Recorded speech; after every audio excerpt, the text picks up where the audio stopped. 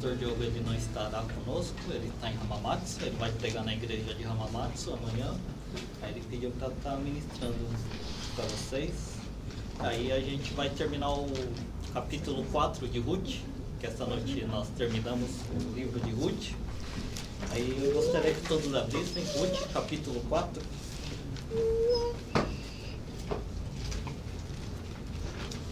Aí as boas-vindas para o nosso irmão Rogério e Cristiano. Tatiane, momento. Ruth, capítulo 4. E o tema dessa noite, a centralidade de Deus na história e na vida dos homens. Todos acharam? Ruth, capítulo 4. Tá depois de Juízes, antes de Samuel. Ruth, capítulo 4.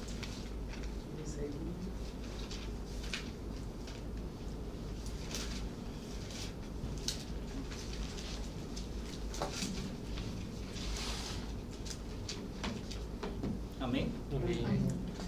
Diz assim a palavra do Senhor. Boaz foi até o portão da cidade e sentou-se ali. Eis que o resgatador de Boaz havia falado e ia passando. Então ele o chamou. Ô fulano, chegue até aqui e sente-se. Ele foi e se sentou. Então Boaz chamou 10 homens dos anciões da cidade e disse: sentem-se aqui. E eles sentaram. Boaz disse ao resgatador: Noemi, que voltou da terra dos Moabitas, pôs à venda aquele pedaço de terra que foi de nosso parente Elimeleque. Então resolvi informá-lo disso e dizer a você: compre essas terras na presença dos que estão sentados aqui e na presença dos anciões do povo. Se você resgatá-las, faça isto, e senão diga para que eu o saiba, porque não há outro que possa resgatá-las a não ser você, e depois de você, eu. Então ele respondeu: eu vou resgatar essas terras. Boaz, porém, lhe disse: no dia em que você receber essas terras da mão de Noemi, também terá de receber Ruth, a Moabita, já viúva, para perpetuar o nome do esposo falecido na herança dele. Então o resgatador disse: nesse caso, não poderei fazer o resgate, para não prejudicar a minha própria herança. Faça você uso do meu direito, porque eu não poderei fazê-lo. Este era antigamente o costume de Israel. Quando os resgates e permutas, quem queria confirmar o negócio tirava a sandália do pé e entregava ao outro. Era assim que se confirmava o negócio em Israel. Por isso, quando o resgatador disse a Boaz: faça você o resgate, tirou a sandália do pé. Então Boaz disse aos anciões e a todo o povo: hoje vocês são testemunhas de que eu comprei de Noemi tudo o que pertencia a Elimeleque, a Quilion e a Malom. E também tomo por mulher Ruth, a Moabita, que foi esposa de Malom, para perpetuar o nome deste sobre a sua herança, para que este nome não seja exterminado dentre seus irmãos e do portão da sua cidade. Hoje vocês são testemunha disso. Todo o povo que estava no portão e os anciões disseram: somos testemunhas. E disseram a Boaz: que o Senhor faça esta mulher que está entrando na sua família, como fez a Raquel e Lia, que edificaram a casa de Israel. E você, Boaz, seja um homem poderoso em Efrata, e que seu nome se torne famoso em Belém. Que como os filhos que o Senhor lhe der dessa jovem, a sua casa seja como a de Pérez, o filho que Tamar deu a Judá. Assim Boaz recebeu Ruth, e ela passou a ser a sua mulher.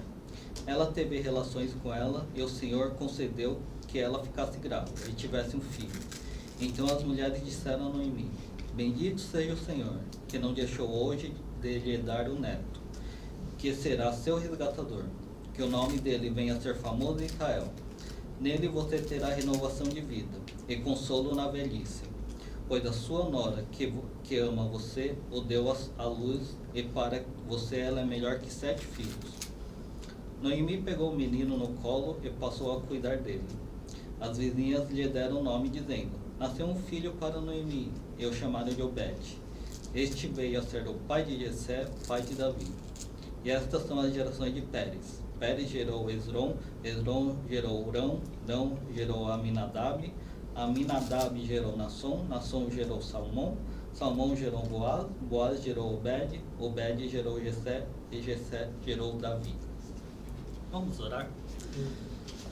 Pai, em nome de Jesus, louvado seja o Senhor, graças te damos por mais essa noite, obrigado por ter um local para estar em comunhão com os irmãos, em adoração a Ti, Pai. Que o Senhor abençoe essa palavra, abençoe a ministração, que o Seu Santo Espírito guie a palavra, o entendimento, as nossas mentes, os nossos corações, aquete nossas mentes, nossos corações, que a palavra possa vir a penetrar em nossos corações, que ela possa trazer mudança, que ela possa vir a trabalhar em nosso ser.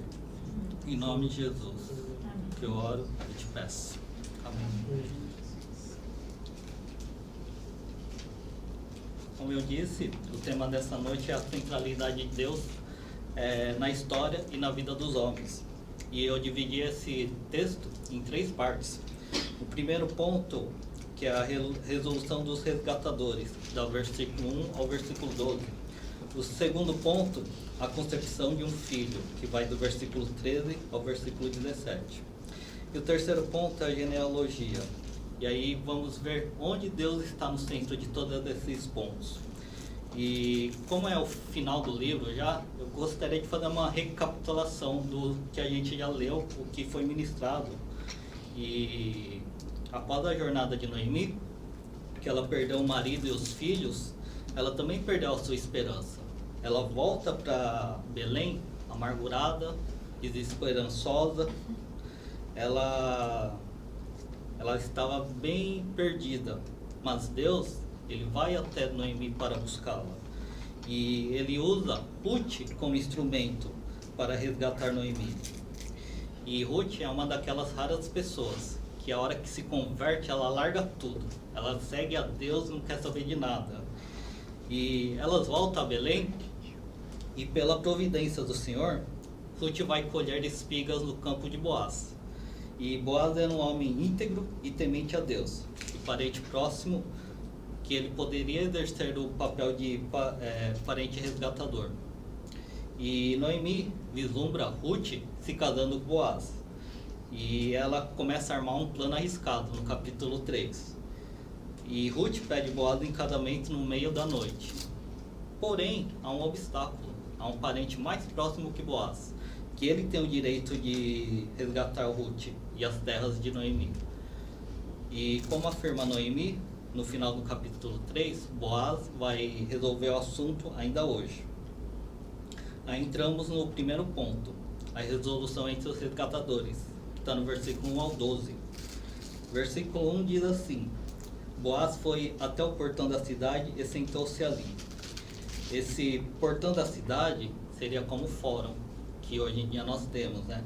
É onde iam as pessoas para fazer o comércio, para resolver algum assunto, onde existiam juízes para julgar alguma coisa e dar sua sentença. E Boaz vai até o portão da cidade. E eis que o resgatador que Boaz havia falado ia passando. E essa palavrinha eis tem o mesmo sentido de uma palavra que está no capítulo 2, que quando Ruth estava indo para colher espigas, ela entra por casualidade no campo de Boaz, que está o versículo 3 do capítulo 2. E vemos que não existe casualidade, não existe por acaso para Deus. Como para o humano pode ser falado, foi coincidência, foi o acaso, mas para Deus é providência do Senhor, é Deus determinando os acontecimentos, é Deus fazendo o que Ele quer. E eu tinha até comentado na última ministração sobre isso, que existe uma música que se chama Os Sonhos de Deus. E na verdade, Deus não sonha, Deus determina. Eu escuto a música e eu não me importo porque tem a liberdade poética, mas Deus não sonha, Deus determina. E E continuando no texto, o fulano, ele chega, Boaz chama o fulano, chegue aqui, até aqui, sente-se. Esse fulano em hebraico tem o mesmo sentido do fulano nosso. É um termo uma expressão que era usada quando o nome em questão era desconhecido ou não deveria ser usado. Boaz sabia o nome do parente, pois era seu parente, não tinha como ele não saber o nome. E provavelmente o autor tinha o conhecimento do nome do parente também. Mas por que ele retirou o nome do parente? A gente já vai verificar isso já já. No versículo 2, Boaz chama as testemunhas, pois era um assunto importante, era um assunto delicado e era necessário várias pessoas para testemunhar e validar o acordo final. E é o nosso cartório de hoje em dia. Nós vamos no cartório validar algum documento, alguma resolução entre partes, e era o cartório deles na época deles. E vemos que Boaz, no versículo 3 e 4, ele oferece para o fulano as terras que Noemi colocou à venda, para que o fulano possa resgatar, pois é ele que tem a preferência. E o fulano decide resgatar as terras de Noemi. Parece um homem bom, né? Boaz acaba de falar, ele fala, eu resgato essas terras, não tem problema. Mas aí no versículo 5 e 6 temos um porém. Boaz chega para o fulano e fala que... é 5 e 6. Ele fala que se ele for resgatar as terras, ele também deverá se casar com Ruth. Era que deveria acontecer. E rapidamente esse homem volta atrás, ele fala, eu não posso. Se for casar com Ruth, eu não posso. Há 1 minuto atrás, ele falou que resgatava. Agora, ele já muda, ele já volta atrás na resposta dele.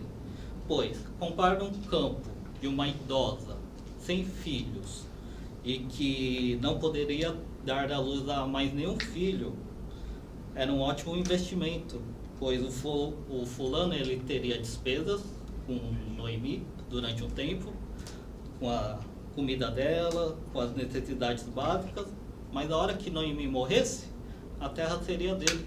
Então era um ótimo negócio. Mas resgatando Ruth, e Ruth dando à luz a um filho, o fulano perderia a propriedade que voltaria à família de Elimeleque.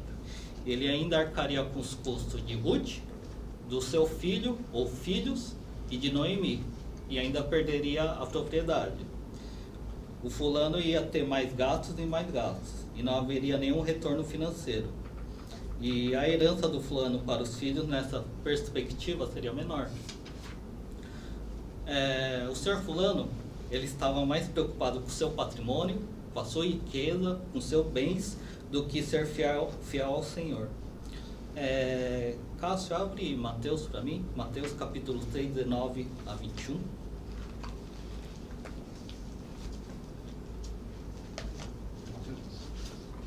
Mateus 6, 19 a 21.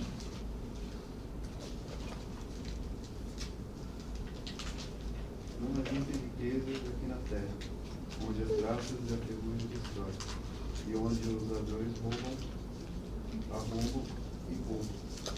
Pelo contrário, ajuntem riquezas no céu, onde as traças e a ferrugem não podem destruí-las, e os ladrões não podem arrombar e roubá-las. Pois onde estiver as suas riquezas, aí estará o coração de vocês.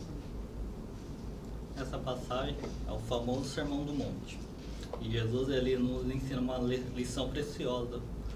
Não é para a gente ajuntar riquezas na terra, é para a gente ajuntar riquezas no céu. É lá que onde a traça e a ferrugem não corrói. Aqui, tudo que a gente ajuntar vai se deteriorar. Uma hora vai acabar. E o fulano, ele estava com o coração nas riquezas dessa terra. E Boaz estava com o coração nas riquezas celestiais. Ele estava pensando em Deus e fazer a vontade de Deus. E é irônico que, ao proteger o seu legado, seu patrimônio, proteger a herança dos filhos, o fulano acabou permanecendo sem nome.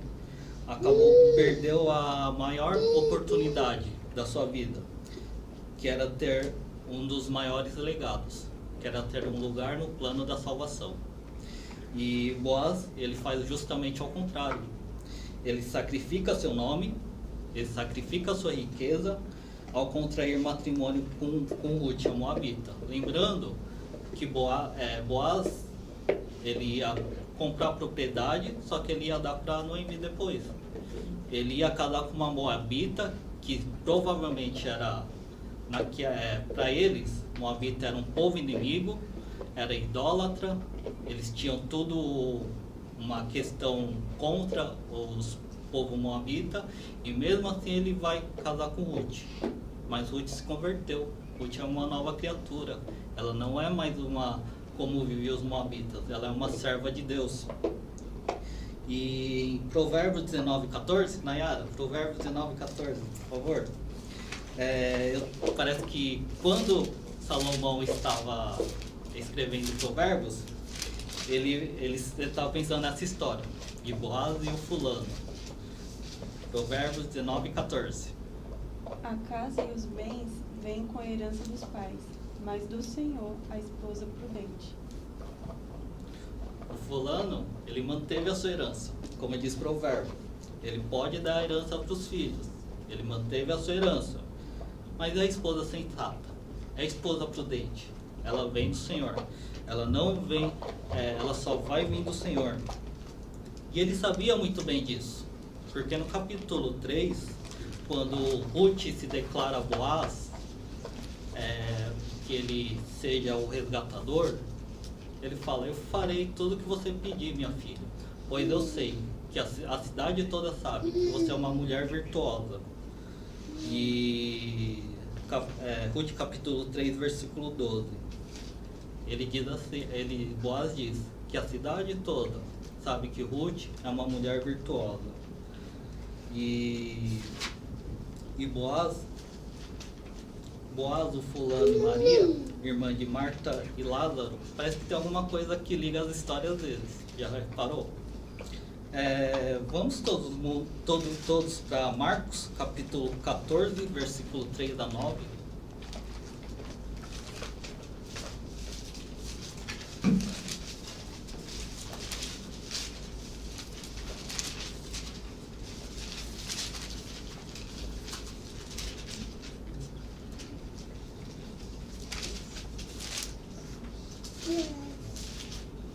Marcos capítulo 14, versículo 3 a 9.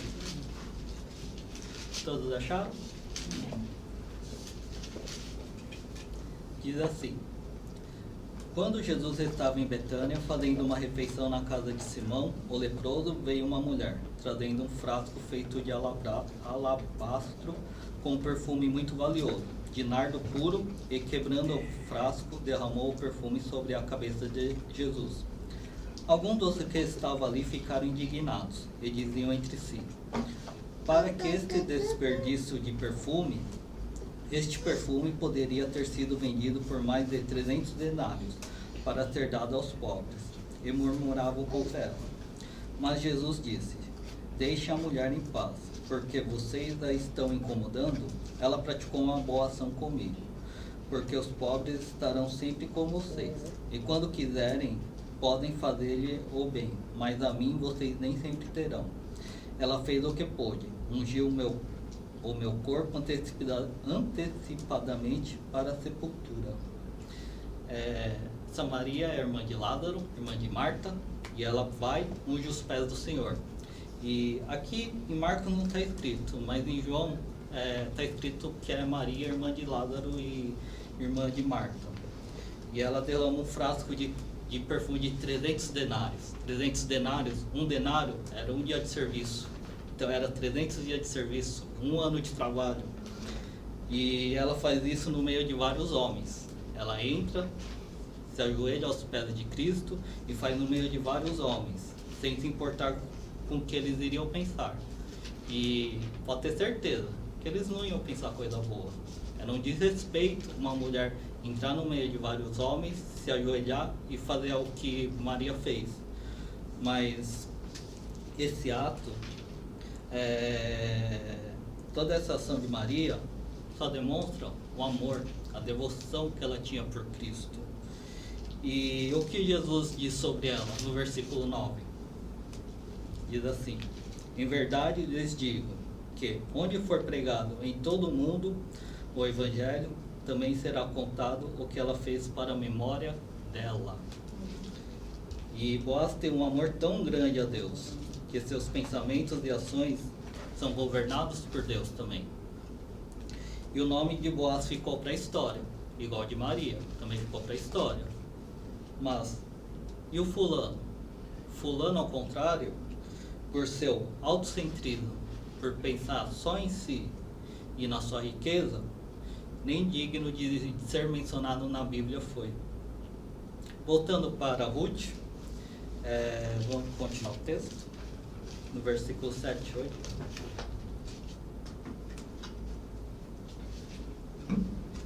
E no versículo 7 e 8, vemos que este era antigamente o costume em Israel, quanto a resgates e permutas. Quem queria confirmar um negócio tirava a sandália do pé e entregava ao outro. Era assim que se confirmava o negócio em Israel. Por isso, quando o resgatador disse a Boaz: faça você o resgate, tirou a sandália do pé. E essa é uma prática normal do tempo deles, né? Para confirmar, é uma tradição que para confirmar o negócio eles tiravam a sandália e davam pro outro. Graças a Deus que não precisa fazer isso hoje em dia, porque eu ia ter maior vergonha de dar o meu sapato para alguém. Bom, e no versículo 9 e 10, vemos que Boaz novamente demonstra seu amor benevolente, que diz assim, no versículo 9 e 10. Hoje vocês são testemunhas que eu comprei de Noemi tudo que pertencia a Elimeleque, a Quilom e a Malom. E também tomo por mulher a Ruth a Moabita, que foi esposa de Malom, para perpetuar o nome deste sobre a sua herança, para que este nome não seja exterminado dentre seus irmãos e do portão da cidade. Hoje vocês são testemunhas disso. Boaz, novamente, com seu amor benevolente, seu amor sacrificial, ele em frente das testemunhas, ele fala: eu vou casar com Ruth para que o seu nome, o nome de Malom, o nome de Elimeleque não seja extinto. Eu vou dar a sucessão de um filho para que essa família continue existindo, o nome deles. E vemos que também, versículo 11 e 12, aí vemos que todo o povo, eles fazem 3 bênçãos a Boaz e a Ruth. No versículo 11 e 12, que está escrito assim: todo o povo que estava no portão e os anciões disseram: somos testemunhas. E disseram a Boaz: que o Senhor faça a esta mulher que está entrando em sua família como fez a Raquel e Lia, que edificaram a casa de Israel. E é uma bênção, essa é a primeira bênção. É uma bênção que Ruth, ela seja fértil, que nem Raquel e Lia, e que junto com as suas servas edificaram todo o povo de Israel, porque delas vieram as 12 tribos de Israel. E essa bênção é especialmente importante, porque no capítulo 1 vemos que Ruth ficou casada um bom tempo com Malom. Só que tem uma coisa que o texto não fala: ela não teve filhos. Então provavelmente ela era estéril. Então é uma bênção muito importante que o povo estava fazendo em prol de Ruth e Boaz. A segunda bênção é que Boaz, ele seja um homem poderoso em Efrata e que seu nome se torne famoso em Belém. Como está escrito em Provérbios 22:1, vale mais o bom nome do que muitas riquezas. Ser estimado é melhor que a prata e o ouro. E sua ação em favor de Ruth e Noemi fez dele um homem estimado em Belém, o que é melhor que riquezas, melhor que ouro, melhor que prata. E a terceira bênção está no versículo 12, que os filhos com os filhos que o Senhor lhe der dessa jovem, que sua casa seja como a de Pérez, o filho que Tamar deu a Judá.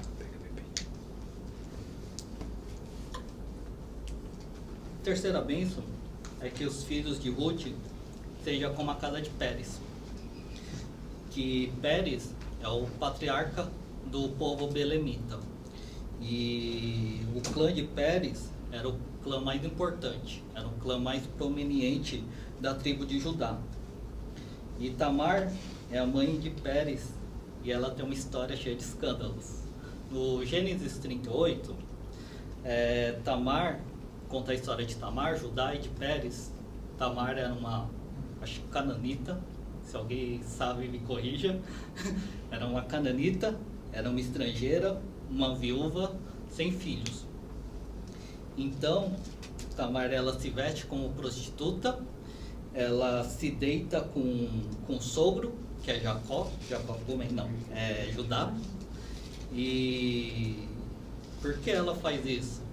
Pois Judá, ele havia prometido dar o terceiro filho em casamento a Tamar, pois o primeiro marido de Tamar, filho de Judá, morreu. Aí o segundo marido, filho, também morreu. Então Judá falou, eu vou dar o meu terceiro filho para suscitar a descendência do primeiro. Porém, Judá não cumpre a promessa dele. E Tamar toma essa atitude pecaminosa. E Ruth e Tamar, elas têm paralelos. São viúvas, são estrangeiras e não têm filhos. Mas os paralelos, eles param por aí. Enquanto Tamar toma atitude torta, pecaminosa, Ruth, ao contrário, ela deixa Deus reger sua vida.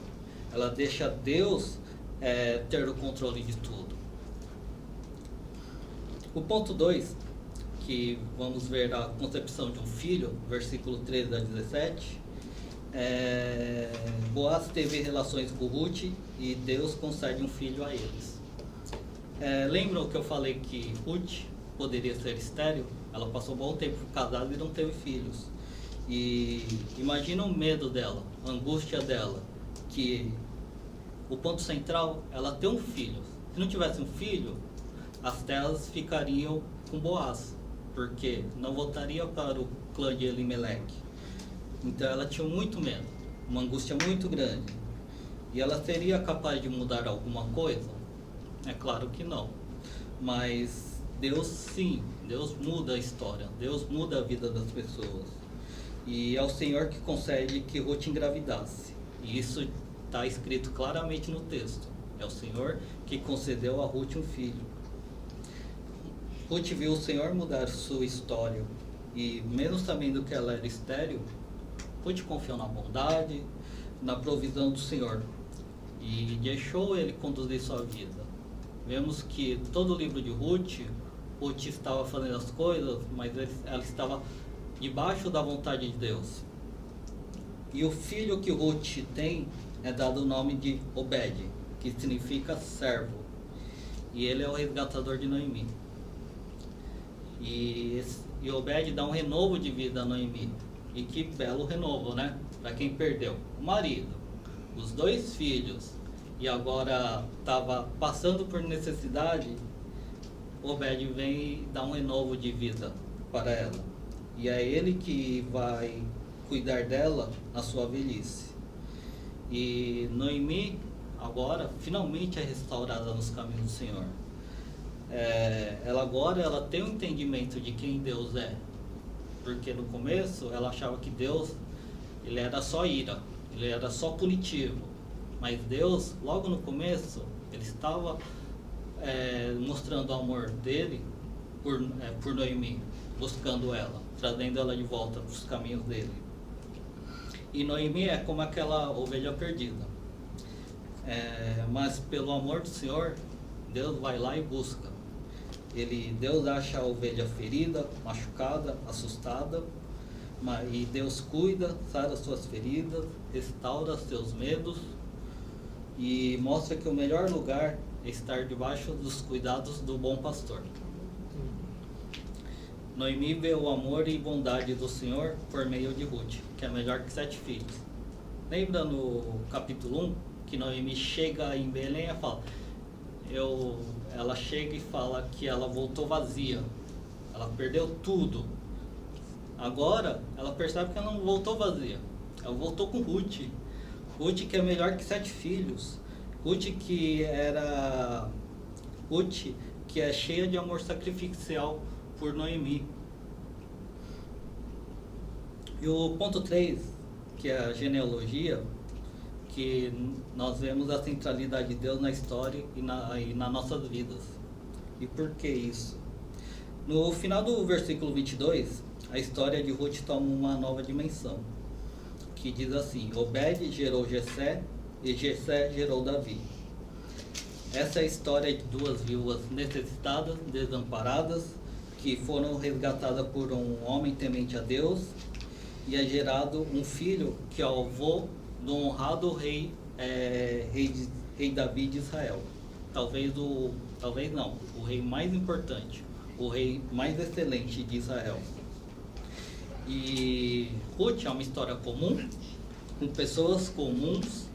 Agora, essa história de Ruth entra para a história de Israel, para a nação de Israel. Toma uma nova dimensão. Antes era só uma historinha aqui, agora é uma história da nação de Israel. Em Gênesis 49:10 está escrito assim: O cetro não se arredará de Judá, nem um bastão de entre seus pés. Esse versículo é uma bênção profética de Jacó a seu filho Judá, que da casa de Judá virá uma linhagem de reis.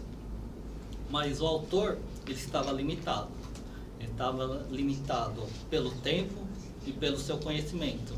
Porque na genealogia, ele só chega até Davi. Ele não vai mais para frente. Mas ele sabia, ele tinha o conhecimento que o Messias, o Rei dos Reis, viria da linhagem de Davi. Vamos abrir Mateus capítulo 1, versículo 1.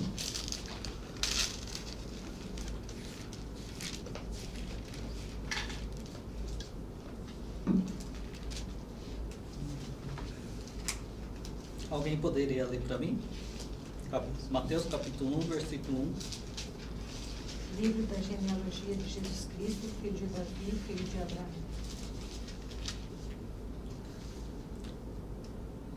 Vemos claramente que quando Mateus escreve seu livro, ele mostra que Jesus Cristo veio da linhagem de Davi, o Messias veio da casa de Davi. Todas as profecias se cumpriram em Jesus. E Jesus é o centro da história. Tudo converte em Cristo, tudo converte em Jesus. E até a humanidade dividiu a história em antes de Cristo e depois de Cristo. Bom, hoje em dia, pelo menos em São Paulo, mudou um pouquinho, né? Parece que agora se fala antes da Era Comum e depois da Era Comum. Não, Era Comum. Bom, eles só querem tirar essa conotação religiosa e colocar um termo neutro. Bom, mas enfim, isso não vem ao caso para nós, porque Jesus é muito mais que uma mera marcação de tempo. É muito mais que uma divisão da história. Ele é o centro de nossas vidas. É Ele que tudo converge em Jesus. É Jesus que nos resgatou. É Jesus que pagou o preço por nós. É Jesus que vai voltar para nos resgatar, para nos buscar. Jesus é a base dos nossos sentimentos. Jesus é a base das nossas ações. Jesus é a nossa riqueza. Ele é o nosso tesouro. E é Jesus quem governa as nossas vidas. É como diz Paulo em Colossenses 2:1. Cristo é tudo em todos. Cristo é tudo em todos. E a história de que Jesus veio ao mundo, se fez homem, morreu na cruz por nós, ressuscitou, pode parecer bem batido, às vezes até bem repetitivo. E eu vou contar um caos aqui, que alguns dias atrás eu estava vendo um desenho que a Dani colocou para a Aninha, e nesse desenho, a criança, na hora de dormir, ela pedia sempre a mesma história, todas as noites. E o pai até tenta convencer a criança do contrário, de trocar a historinha, mas ela é inflexível. A criança bate o pé e quer ouvir a mesma história. Só que eu não sei, porque a minha filha tem 6 meses. Vocês que são pais experientes, isso confere? É verdade? Que a criança sempre quer ouvir a mesma história? Aguarde. É verdade? Então, eu vou me dedicar a uma história só, quando a Aninha crescer. Bom, mas no desenho a criança sabe a história de cor e salteado. De trás para frente, de cabeça, de trás para frente, de cima para baixo. E ela ouve essa história toda empolgada, toda elétrica. E que nós sejamos essa criança. Nós sejamos essa criança que não se cansa com a mesma história, que grita, se empolga, chora, se alegra, se entristece com a mesma história. Que Deus amou o mundo de tal maneira que deu seu Filho unigênito, para que todo que nele crê não pereça, mas tenha a vida eterna. E eu gostaria de deixar uma aplicação para finalizar, e é óbvio que essa aplicação é que Jesus seja o centro de nossas vidas. Mas esse termo, Jesus, o centro das nossas vidas, é muito amplo, tem várias coisas. E eu separei 4 ações, 4 pontos que demonstram que Jesus realmente é o centro de nossas vidas. E o primeiro dela é reconhecemos que só temos vida porque Jesus deu a sua vida em nosso favor. O segundo ponto é que o nosso amor por Cristo seja maior que qualquer outra coisa. Maior que família, maior que dinheiro, maior que trabalho, maior que poder. Que no final todas essas coisas elas se tornam ídolos e acabam tirando a centralidade de Jesus em nossos corações. Terceiro ponto é que a nossa conduta e a nossa mente elas busquem se parecer com Jesus, com Cristo. E a quarta ação, que Jesus realmente seja Senhor. Nós não falamos, às vezes falamos da boca para fora, que Jesus é nosso Senhor, mas realmente Ele é o Senhor, e que se Ele é o Senhor, que Ele governe as nossas vidas, que façamos a vontade dEle. Que o Senhor nos ajude a manter a nossa caminhada focada e centralizada em Cristo nosso Senhor. Amém? Convido a todos a ficarem de pé para